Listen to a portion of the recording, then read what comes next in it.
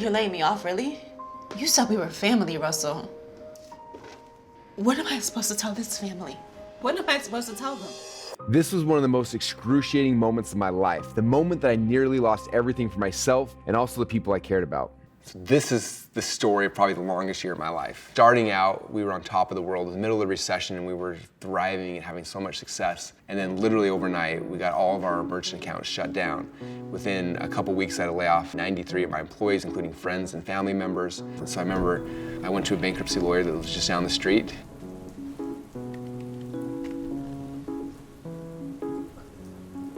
Do you have any money? I have a little in my wallet. How much? $100. Great, I'll take that. And you could be my client. And I bet we can get you out of your lease. And maybe we won't have to file bankruptcy. How are we gonna do that? Have you ever acted before?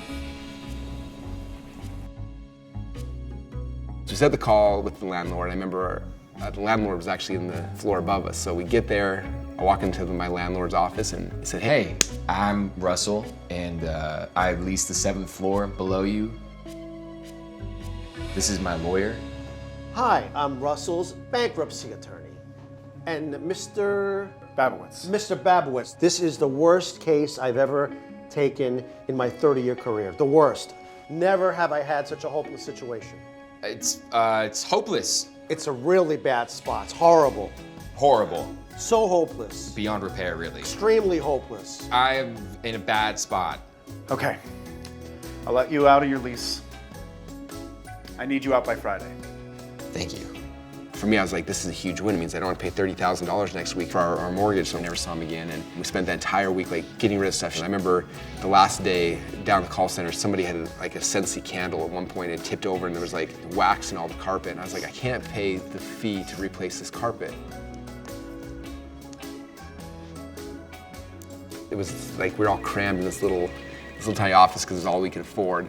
And we were trying to figure this thing out. So we'd create an idea, we'd launch it, make a little bit of money, enough to cover payroll.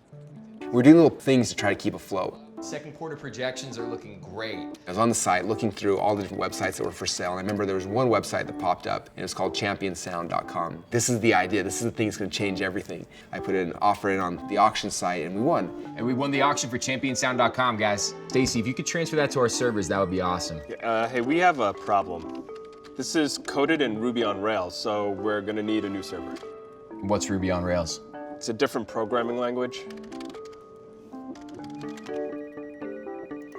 Stacy couldn't do anything and the site was broken and all these problems were happening. They had a couple customers. The customers were messaging us angry, like it's not working and things aren't happening. And then I was walking out the door and I had this weird impression as I was leaving. The impression was like, there's somebody, one of your customers probably knows Ruby on Rails. Maybe they'll partner with you. And I was like, huh.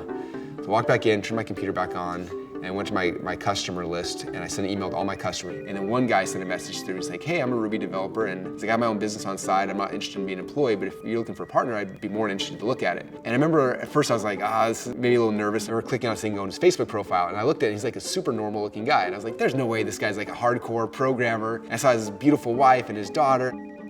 But I messaged him and he said, yeah, just send me the login and I'll see if I can fix it. And while I was in there, I noticed this, and this, and I changed this, and I added this, and all these things. And he's like, oh, and by the way, wouldn't it be cool if we did this? And he had all these ideas, and I was like, oh my gosh, like, who is this guy? Like, we started getting to know each other, no more weight on the shoulders. We had this shot where we could be creative again. I wasn't building something to like keep myself out of jail. So Todd started coming to Boise. We'd fly to Boise probably once a quarter, so we'd fly to Boise and we'd just come up with ideas.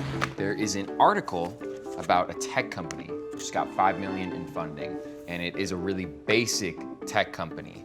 It's really simple. They build landing pages, basically. This company got $5 million in funding? I mean, we could build this company this week. We can clone it and compete against it. We could build this company tonight. I know. Let's build it. And so for that week, we sat there in front of a whiteboard for an entire week.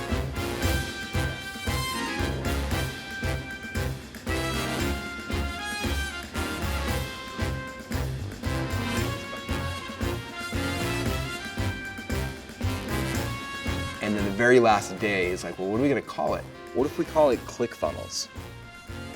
That's it.